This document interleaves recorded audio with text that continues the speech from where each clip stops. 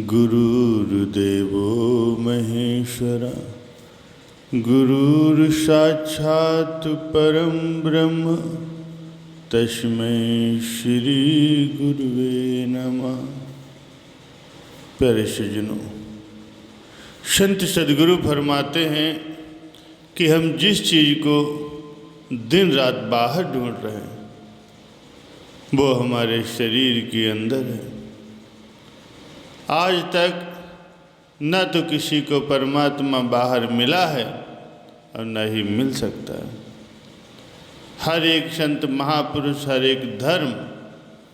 एक धर्म ग्रंथ हमें यही समझाता है कि वो परमात्मा, वो खुदा, वो हमारे शरीर के अंदर है। अगर इसी एक बात को समझकर सब अपने अपने शरीर में ही परमात्मा की खोज शुरू कर दें तो इस दुनिया में सब लड़ाई झगड़े मतभेद आज ही खत्म हो जाएंगे। हमारे लड़ाई झगड़े उस समय शुरू होते हैं जब उस परमात्मा की खोज कोई गुरुद्वारों में जाकर के करता है, कोई मंदिरों में जाके करता है, कोई मस्जिदों में जाके करता है। उस परमात्मा के जलूस हम बाहर गलियों बाजारों में निकालना शुरू कर देते हैं। हमारे आपस में लड़ाई झगड़े शुरू हो जाते हैं। अगर सब दुनिया के लोग अपने अपने घर में बैठकर अपनी इसी शरीर के अंदर ही परमात्मा की खोज करने लगें तो किसी का किसी के साथ झगड़ा भला कैसे हो सकता है। जब परमात्मा एक है, परमात्मा ने हर एक को हाथ पैर नाक मुँह कान वगैरह सब दिए हैं और वो परमात्मा हम सबके अंदर ही बैठा हुआ है, तो हम भला कैसे सोच सकते हैं कि उसने हिंदुओं के लिए अपने मिलने का कोई और तरीका रखा है, सिखों ईसाइयों मुसलमानों के लिए कोई और तरीका रखा है। ये हमारी समझ में ही फर्क हो सकता है, लेकिन वो परमात्मा तो एक ही है और उससे मिलने का रास्ता भी हमारे शरीर के अंदर एक ही है। और जब हम अपने ख्याल को आँखों के पीछे इकट्ठा करेंगे तभी हम उसकी आवाज़ को सुन सकेंगे, अनाहद नाद को सुन सकेंगे, आसमानी आवाज़ को पकड़ सकेंगे, जिसे पकड़ कर और जिसके पीछे जा कर के ही हम वापस अपने उस निज घर तक पहुंच सकते हैं, परमात्मा का दीदार कर सकते हैं। उसके लिए हमें संत महापुरुषों की आज्ञा और मौज के अनुसार अपने जीवन को ढालना होगा।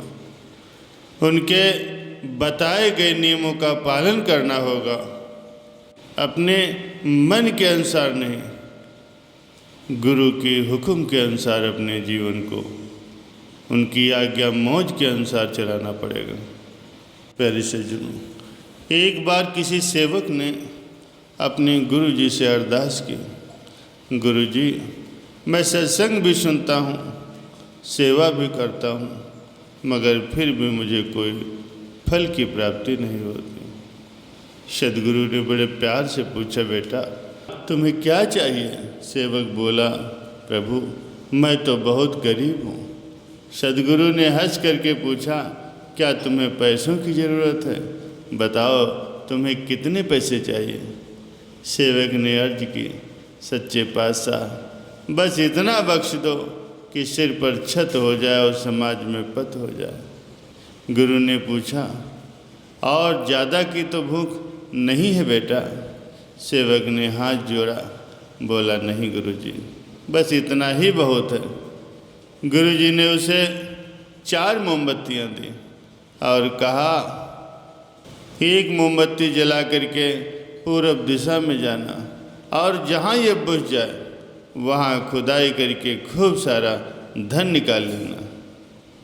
अगर इसके बावजूद भी कोई इच्छा बाकी रह जाए तो दूसरी मोमबत्ती जला करके पश्चिम में जाना। अगर और धन चाहिए तो उत्तर दिशा में चले जाना, लेकिन सावधान, दक्षिण दिशा में कभी भी मत जाना, वरना बहुत भारी मुसीबत में फंस जाओगे। सेवक बहुत खुश हुआ और वहाँ से चल दिया। पहली मोमबत्ती जलाई और पूर्व दिशा में गया, और जहाँ पर मोमबत्ती बुझ गई वहाँ खुदाई की तो सोने का भरा हुआ घड़ा मिला।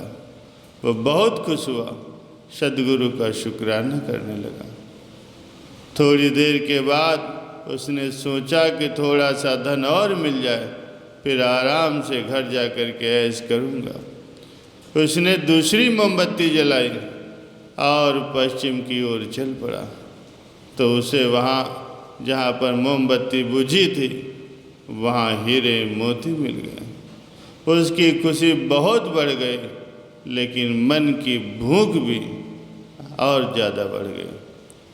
तो फिर उसने तीसरी मोमबत्ती जलाई और उत्तर दिशा में गया। वहाँ से भी उसे बेशुमार धन की प्राप्ति हुई। वो सोचने लगा कि चौथी मोमबत्ती जलाने के लिए और दक्षिण दिशा में जाने के लिए गुरुजी ने मना किया था। सोचा शायद वहाँ से भी कोई और इन सब से ज़्यादा अनमोल चीज़ मिल जाए। उसने अपने मन पर कंट्रोल नहीं किया, उसकी इच्छाएं बेशुमार थीं। उसने चौथी मोमबत्ती जलाई और दक्षिण दिशा की ओर चल दिया, और जहाँ पर वो मोमबत्ती बुझी तो वहाँ पर जल्दी से खुदाई करने लगा। खुदाई करते हुए उसे एक दरवाज़ा दिखाई दिया। वो दरवाज़ा खोल के उसके अंदर चला गया। अंदर एक और दरवाज़ा दिखाई दिया, उसे खोल कर उसके अंदर भी चला गया। एक अंधेरे कमरे में जब वो पहुंचा तो उसने देखा कि एक आदमी वहाँ पर चक्की चला रहा है। सेवक ने पूछा, भाई तुम कौन हो? चक्की चलाने वाला बड़ा खुश हुआ और बोला, अच्छा तो आप आ गए। ये कह करके उसने वो चक्की गुरु के सेवक के आगे कर दी। सेवक कुछ समझ नहीं पाया और चक्की चलाने लगा।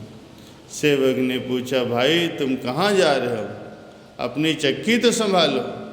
उस आदमी ने कहा, मैंने भी अपने सद्गुरु का हुक्म नहीं माना था और लालच के मारे यहाँ फंस गया था।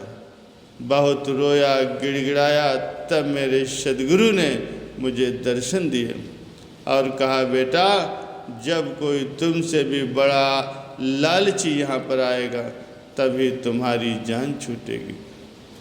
आज तुमने अपने गुरु के हुक्म की अदूली की है, गुरु के वचनों की अवमानना की है, अब उसका परिणाम भुगतो। वो सेवक बहुत ही शर्मसार हुआ और रोते रोते चक्की चलाने लगा। प्यारे सज्जनों, वो आज भी इसी इंतज़ार में है कि कोई उससे भी बड़ा लालची और सद्गुरु की आज्ञा का पालन न करने वाला, रुपए पैसों की भूख वाला आदमी आएगा, तभी उसकी मुक्ति होगी। सद्गुरु की मौज में हमेशा ही राजी रहना चाहिए।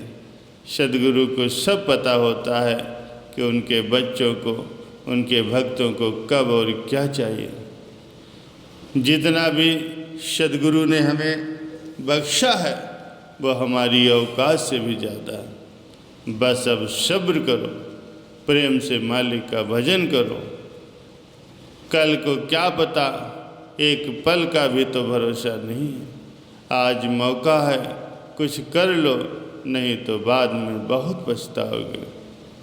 प्यारे सज्जनों, सद्गुरु का हुक्म है भजन सिमरन करो, तो हमारा भी यही फर्ज हो जाता है कि ज़्यादा से ज़्यादा मालिक का भजन सिमरन करें, सद्गुरु की आज्ञा मौज में रहें, तभी हमारा जीवन सुखी होगा और परलोक भी सुहेला हो जाएगा।